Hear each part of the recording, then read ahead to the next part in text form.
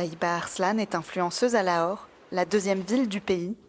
Depuis 8 ans, la jeune femme de 28 ans partage ses vidéos de maquillage, de mode et de chant qu'elle tourne dans son salon de beauté. Elle a 33 000 abonnés sur TikTok. Les réseaux sociaux sont très populaires dans le pays où plus d'un quart des 240 millions de Pakistanais utilisent ces plateformes. Mais dans cette société conservatrice et patriarcale, 40% des femmes disent avoir subi du harcèlement en ligne. Beaucoup pensent que les femmes sur les réseaux sociaux sont vulgaires, voire des prostituées, ou qu'elles ont une mauvaise nature. Certains vont sur leur profil, les traquent, se postent devant leur maison, font du chantage, diffusent leurs images ou créent de faux comptes. De nombreuses filles ont fermé leur compte ou cessé de l'utiliser parce qu'elles ont peur. Sahiba prend de nombreuses précautions. Elle enregistre la plupart de ses vidéos chez elle. Au Pakistan, les lieux publics sont largement dominés par les hommes. Quand elle tourne à l'extérieur, elle choisit des endroits peu fréquentés, comme ce parc de son quartier. Je vais seulement dans des endroits où il n'y a pas beaucoup de monde, pour qu'on ne me juge pas. Les gens font des commentaires désobligeants et se moquent de toi si tu tournes une vidéo en public. Certaines personnes vont même jusqu'à te traquer et te suivre jusqu'à chez toi. Ils pensent que les influenceuses sont des filles faciles, et si on les rejette, ils commencent à nous harceler. En juin dernier, Sana Youssaf, 17 ans et près d'1 million d'abonnés sur TikTok, a été assassinée par l'un d'eux. L'homme dont elle avait repoussé les avances s'est introduit chez elle et l'a abattue. Son père est encore sous le choc. Ici se trouve le lit de Sana. On peut encore voir des taches de sang. Là, il y a la trace d'un impact de balle. Ici, un autre. Et là, également. Le Pakistan compte plus de 50 millions d'utilisateurs TikTok. C'est le 7e plus grand marché au monde pour l'application. De nombreuses femmes comme Sana y ont trouvé des revenus grâce à la promotion de marques, dans un pays où moins d'un quart des femmes participent à l'économie formelle. Elle nous demandait toujours la permission avant de publier quoi que ce soit sur les réseaux sociaux pour ne pas poster quelque chose qui pourrait lui causer des problèmes.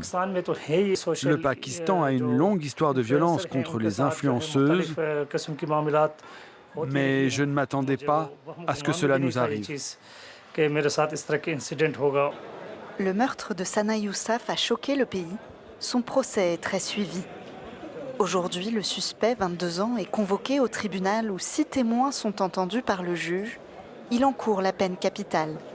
Mais au Pakistan, le taux de condamnation des violences de genre est dramatiquement bas, moins de 2,5%.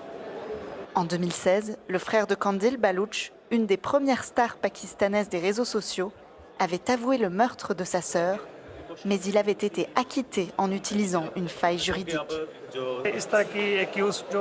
Si l'accusé est condamné dans cette affaire, ce sera une victoire pour la société et à l'avenir, plus personne n'osera commettre ce genre de violence. Je ne cherche pas seulement à rendre justice à ma fille, car elle n'est plus là, mais à protéger toutes les filles qui utilisent les réseaux sociaux. Dans ce parc de la capitale, de nombreux influenceurs tournent leurs vidéos.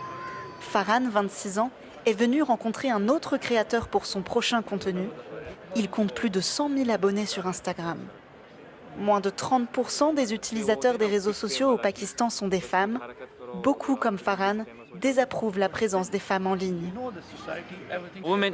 La femme est très vulnérable. Elle peut être facilement influencée si on la laisse faire n'importe quoi. Elle est malléable. Pour éviter qu'elle emprunte une mauvaise voie, le mieux serait simplement de l'empêcher d'utiliser les réseaux ou de créer du contenu. C'est avant tout pour la protéger. La loi pakistanaise contre le cyberharcèlement prévoit des peines sévères, mais elle est peu appliquée. Dans cette école de Lahore, Nigat Dutt est venue sensibiliser les lycéens aux violences numériques, en particulier celles visant les femmes. Cette avocate et défenseuse des droits numériques met en garde, les agressions en ligne peuvent se transformer en violence dans la vie réelle. Avez-vous déjà entendu parler du terme TFGBV? Cela désigne toute forme de violence qui se produit en ligne grâce ou par le biais de la technologie. On appelle ça la violence de genre, facilitée par la technologie. Par exemple, si quelqu'un crée un deepfake de moi sans que je sache qui en est à l'origine, c'est aussi une forme de violence. Cela peut causer beaucoup de souffrance. Et il y a malheureusement de nombreux cas au Pakistan de femmes qui se sont suicidées à cause de ça. Nous avons été témoins de nombreux cas où des femmes ont été tuées par leur famille après que celle-ci a découvert qu'elles avaient une photo ou une vidéo publiée en ligne. Ce n'est pas toujours une image intime qui peut mettre en danger les femmes. Cela peut être n'importe quel contenu susceptible de porter atteinte à l'honneur ou au prétendu honneur de la famille ou de la société en général. En 2024, la Commission des droits humains du Pakistan a enregistré près de 600 crimes liés à des prétendues questions d'honneur. Pour les militantes féministes, ces assassinats révèlent une volonté systémique de punir celles qui revendiquent leur place dans l'espace public, réel ou numérique.